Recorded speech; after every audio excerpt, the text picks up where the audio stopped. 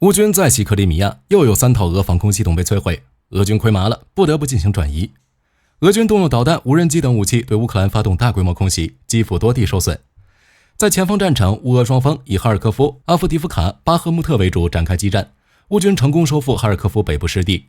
G7峰会召开，为终结俄军的入侵战争，援乌500亿美元贷款协议达成，美国将提供3亿美元的双边援助，美国与乌克兰签署安全协议。精彩资讯即将开始。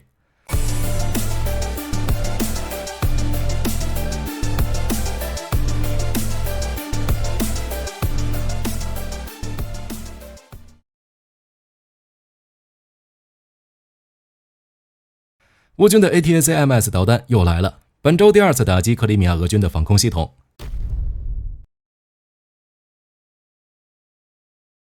据乌军总参谋部证实，6月12日凌晨，乌军使用 ATACMS 导弹对贝尔贝克机场附近的一个 S-300 和塞瓦斯托波尔附近的2个 S-400 防空系统实施导弹集群袭击，最终使 S-300 和 S-400 防空系统2部雷达被摧毁，第3部雷达信息正在核实。克里米亚之风频道对此也进行了报道，称6月12日凌晨2点50左右，塞瓦斯托波尔、新菲罗波尔、叶夫托帕里亚等多地均发生巨大爆炸，持续时间长达8到10分钟。凌晨4点左右，阿良斯克也报告发生1、2起爆炸，俄军损失有可能进一步扩大。6月10日晚，乌军就曾发射至少10枚 ATACMS 导弹，袭击克里米亚战科地区的一套 S-400和切尔诺莫尔斯基和叶夫帕托里亚附近的2套 S-300 防空系统。如今不到3天，又有3套 S-300、400防空系统被击中，至少2套雷达被摧毁，俄军直接损失数十亿美元。乌军导弹之所以打得准，那是因为情报做得到位。据悉，12日凌晨，乌军发动袭击，有一架美国全球鹰侦察无人机在克里米亚南部执行情报侦视任务，俄军在克里米亚的防空系统部署一览无余。而克里米亚俄军因接连受到打击， S-300、S-400 防空系统损失严重，已不得不重新调整部署。据悉，克里米亚的俄防空部队士兵接到命令，要将克里米亚家人撤离至别尔哥罗德。塞瓦斯托波尔的一整套 S-300 防空系统也要进行转移，有可能会转移出克里米亚，详细情况尚不可知。从摧毁黑海舰队并将其赶出克里米亚，到瓦解克里米亚的防空系统，今后乌克兰海军陆战队登陆克里米亚作战好像也不是不可能。乌军的打击让俄罗斯感到肉疼，紧接着便是愤怒打击。6月12日凌晨和白天，俄军对首都基辅和第聂伯罗彼得罗夫斯克州的卡夫巴斯市等地发动了大规模空袭，造成9人死亡，33人受伤。据 X 平台用户乌克兰阵线和乌空军指挥官奥列什楚克称，乌军成功拦截了来袭6枚导弹中的5枚，并悉数摧毁了来袭的24架俄军自杀式无人机。来袭导弹的残骸在基辅城外引发了数起火灾，多个基础设施受损，1人受伤。卡夫巴斯市地方当局12日报告称，俄军当天袭击了卡巴夫斯市的住宅区，袭击造成多栋建筑受损，9人死亡，29人受伤，4人被认为失踪，目前搜救行动仍在进行中。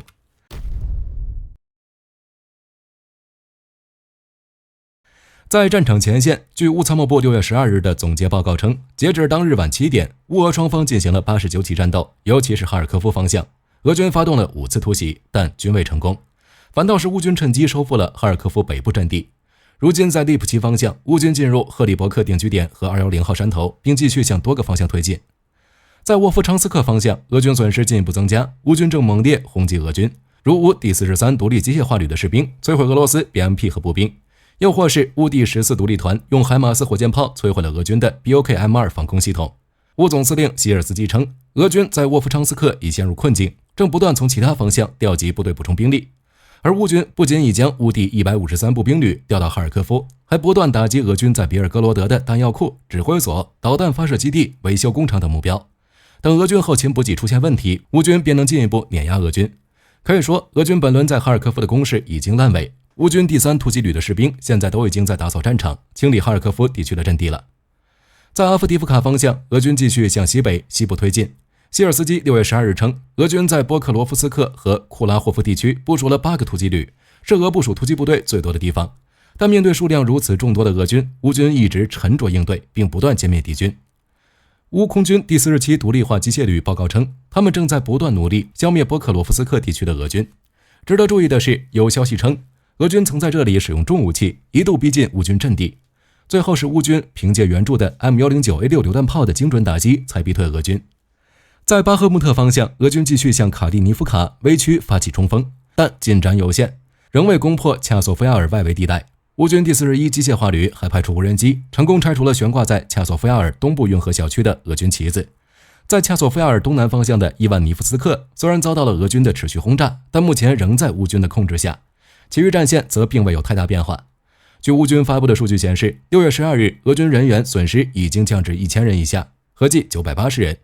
坦克、装甲车、火炮被摧毁数量也有所降低，俄军攻击强度开始降低，俄军的人海战术已不起作用。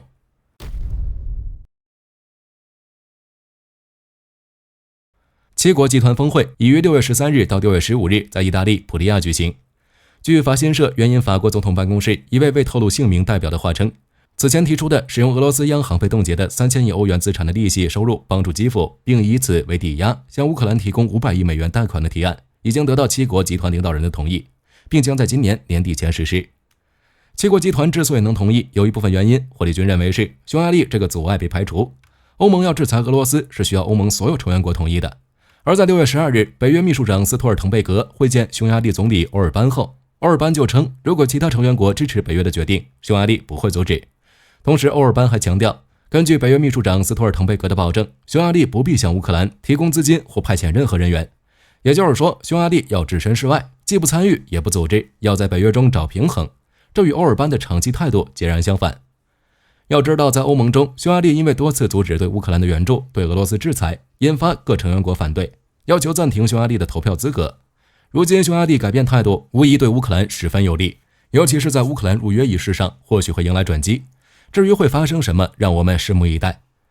除了达成这500亿美元贷款协议外，英国首相苏纳克12日也宣布，将在七国集团峰会上向乌克兰提供高达2.42亿英镑的双边援助，对乌国当前的人道、能源和稳定提供助力，从而终结俄乌战争。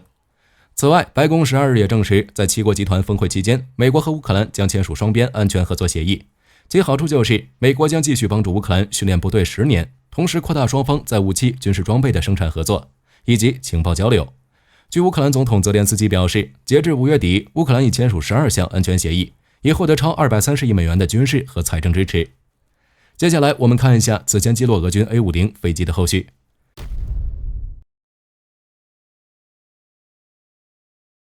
今年1月份，俄空军2架 A50 空中雷达机在亚速海上空被击落，该地区离乌克兰约160公里。之后乌军方表示，其中一架是被 S-200 防空导弹击落，但并没有说另一架是谁击落的。当时很多人都猜测会不会是 F-16 以秘密服役的战果，现在真相大白。据战区报道称，美国第10陆军防空导弹防御司令部助理参谋长克莱门特上校在美国野战炮兵2024年火力研讨会上证实称，俄军这架 A50 飞机被德国提供的爱国者防空系统击落。他说，由于德国相当重视爱国者系统的机动性，便把相关训练和使用方法传给了乌军部队。因此，乌军在使用爱国者防空系统时，一部分被用于保护固定目标，但仍有一部分一直在执行移动任务。爱国者系统作为军援计划的一部分，第一批是在2023年初被投入使用。2023年5月，乌军便开始将爱国者导弹的空域打击能力推进到俄战区的空域，甚至打击俄本土目标。曾在乌东北边境击落了一架包括苏27在内的一系列俄战机。从2023年12月开始，类似的战术也被用来对付飞越黑海西北部的俄战机。直至今年1月14日晚，爱国者系统的高机动作战能力被发挥得淋漓尽致，直接拿下了俄军的 A50。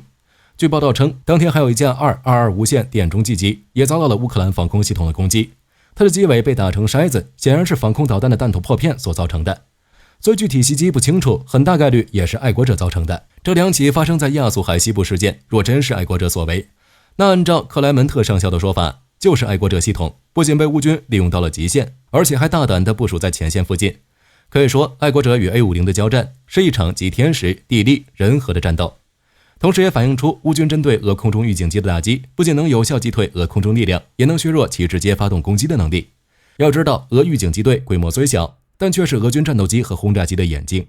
因为俄军预警机队能提供深入乌克兰控制领土的全面空中图像，指挥俄战机、巡航导弹和无人机发动袭击。关于击落2架 A50 的更多细节仍有待公布，不过目前不合适，或许要等到战争结束，美军与乌克兰才会透露更多。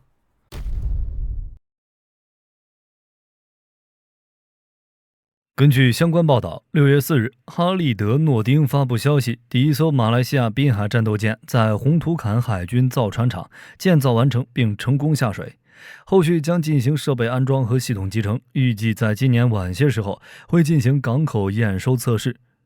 这些滨海战斗舰的生产是为了执行各种任务，其中包括巡逻、监视和反水面、反潜和反空战任务。这个计划早在2011年的时候就已启动，选择法国海军集团设计的 Govind 级护卫舰。这些舰艇由马来西亚红土坎的布斯特德海军造船厂建造。滨海战斗舰有着先进的隐身功能，能够减小雷达截面和低声学、红外线和磁信号。每艘船排水量为3100吨，长111米，速度可达28节。除此之外，它还配备了先进的武器，其中包括 BAE 系统公司的 MK3 57毫米火炮，用于地对空导弹的 Silver 垂直发射系统和 Kongsberg 海军打击导弹，让这些舰艇具有先进的能力和战略重要性。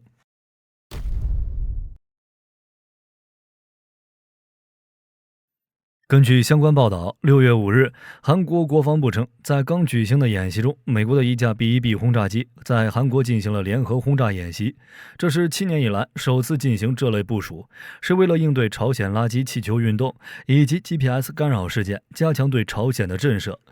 报道中称，演习期间 B-1B 轰炸机有韩国空军的 F-15K 护送，在韩国一个未公开的射击场成功投下联合直接攻击弹药。这次演习是在韩美密切协调下进行的，重点是展示美国的演射威胁手段，并加强盟国的联合防御态势。B-1B 是一种多用途重型远程轰炸机，它是由波音北美公司建造，主要用于战略任务。B-1B 拥有柏林军用飞机公司提供的进攻性航空电子系统以及 EDO 公司生产的防御性航空电子设备。B-1B 采用4台带加力燃烧式的 F101GE102 涡扇发动机提供动力，每台发动机能产生3万磅的推力。当机翼向前伸展时，翼展为 41.8 米，后掠时翼展为 24.1 米。它长 44.5 米，高 10.4 米，重量约为 86,138 公斤，最大起飞重量可达 216,634 公斤。B-1B 的燃料容量为 12326 公斤，有效载荷为 34019 公斤。B-1B 的飞行速度能超过900英里每小时，具有洲际航程，飞行高度超过3万英尺，约9144米的高度。它能够装备的弹药类型广泛，其中包括84枚500磅的 Mk82 炸弹或24枚2000磅 Mk84 炸弹，以及海军水雷和集束弹药。除此之外，轰炸机还携带 GPS 制导弹药和巡航导弹。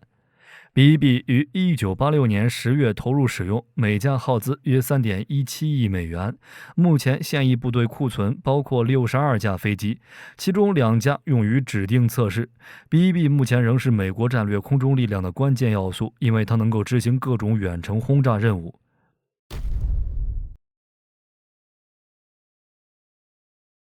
根据法新社报道，6月4日，挪威政府和反对派最终达成一致，要加强国防建设，尤其是配备第6艘潜艇和防空系统，以便于给首都奥斯陆和周边地区能够得到持久的保护。之所以双方能够就国防问题达成一致，主要是因为邻国俄罗斯表现出了危险性和不可预测性。在这种情况下，中左派的挪威政府在今年4月的时候提出了一项计划，到了2036年的时候，挪威的国防预算将增加 83%。要达成这项计划，国防预算就要额外投入6000亿克朗，约合520亿欧元。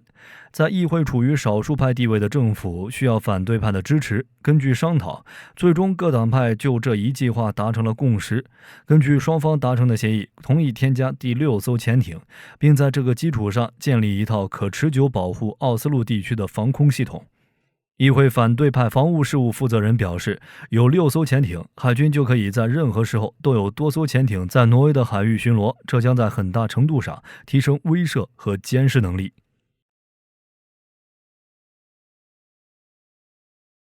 根据美国军文网报道，5月31日，美国空军研究实验室正式启动科学与技术应用射频系统计划，是为了研发新一代的雷达，提升美军情报监控和侦察能力。这个计划预计将在未来3年的时间里投入近950万美元。根据美国空军研究实验室公布消息称，这个消息将招标最多3份合约，且合约都不确定交付时间数量。资金将根据任务订单发放，对此感兴趣的供应商要在6月12日前提交投标文件。投标文件中表示，这个计划是为了开发先进的射频能力，为全天候的侦察提供感测，利用非传统雷达模式，在允许竞争和高度竞争的边界上，持续监控多种环境，例如空中、陆地、海洋、太空和网络环境，提高三军部队的能力。这些能力包括被动元定位、合成孔径雷达、移动目标指示提供感测解决方案，包括但不限于追踪、目标识别、干扰抑制以及建模、模拟和分析。美国空军研究实验室的招标文件使用了广泛的语言，表明了该实验室也对探索追踪空中目标的传感器感兴趣。这项任务迄今为止由一架老旧飞机 E3 空中预警和控制系统执行，空军尚未完成与波音公司关于 AWACS 后期机型 E7A 蝎尾鹰的最终谈判。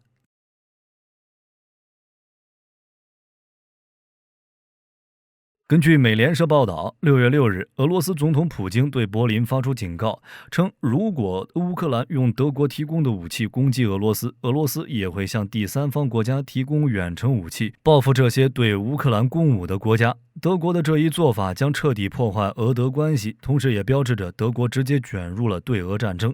普京强调，西方国家参与对俄军事打击，就意味着直接对俄宣战。克里姆林宫一再督促美国等国家谨言慎行，并表示全球核战风险正在上升。同时，普京发出声明，称西方国家认为莫斯科永不使用核武器这种想法是错误的。如果俄罗斯领土和主权受到威胁，俄罗斯的核政策将完全允许使用核武器，这一点不应该被西方国家忽视。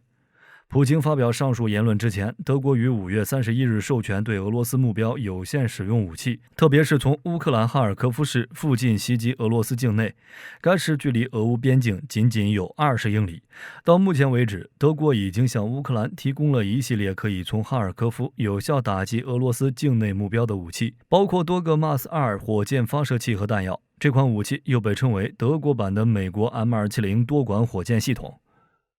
好了，本期节目到这里就结束了。大家有什么要补充的，都欢迎在评论区留言。我是火力军，下期再见。